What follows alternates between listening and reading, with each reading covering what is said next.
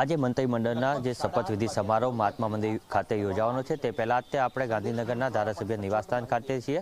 હાલ આપણી સાથે ધારાસભ્ય લવિંગજી ઠાકોર છે, આપણે તેમની સાથે જ વાત કરીશું કે તેમને કોઈ કોલ કે કંઈ આવ્યું છે કે નહીં। લવિંગજી, શું કહેશો, કોઈ ફોન કોલ આવે છે ખાસ ગાંધીનગર ખાતે આજે છો તમે? મને કોલ આવ્યો દંડક ઓફિસથી કે તમારે 2 દિવસ સુધી એ અહીંયા MLA ક્વાર્ટરમાં રહેવાનું છે, એટલે હું અહીંયા આવ્યો છું। મને જાણ થઈ છે કે અહીંયા મહાત્મા મંદિરમાં આજે નવીન મંત્રીમંડળની રચના થવાની છે। મને આમંત્રણ મળ્યું છે કે એમાં હાજર રહેવાનું છે, એટલે હું ચોક્કસ હાજર રહીશ। ખાસ કરીને તમને કેટલી અપેક્ષાઓ છે તમારા વિસ્તારને લઈને, પણ શું કહેશો? બસ મારા વિકાસમાં હું જ્યારથી સરકારમાં ધારાસભ્ય તરીકે ચૂંટાઈને આવ્યો તો અનેકવિધ એ વિકાસના કાર્યો કર્યા છે। રોડ રસ્તા હોય કે ગટરની વાત હોય, શહેરની રાધનપુરની કે પાણીની વાત હોય, એવા અસંખ્ય કામો, ખેડૂતોની વાત હોય તો એ મેં ખૂબ જ કામો કર્યા છે।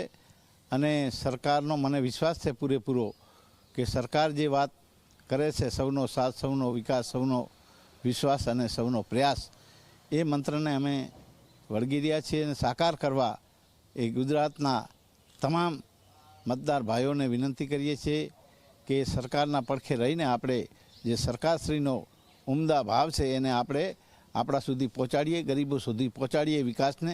એવી વાત અમે દરેક ગામડામાં જઈને વાત કરીએ છીએ। અસ્તુ। ખાસ કરીને મંત્રીમંડળમાં જે સ્થાન છે તેને લઈને તમે શું કહેશો? તમારી કેવી અપેક્ષા તમારા માટે?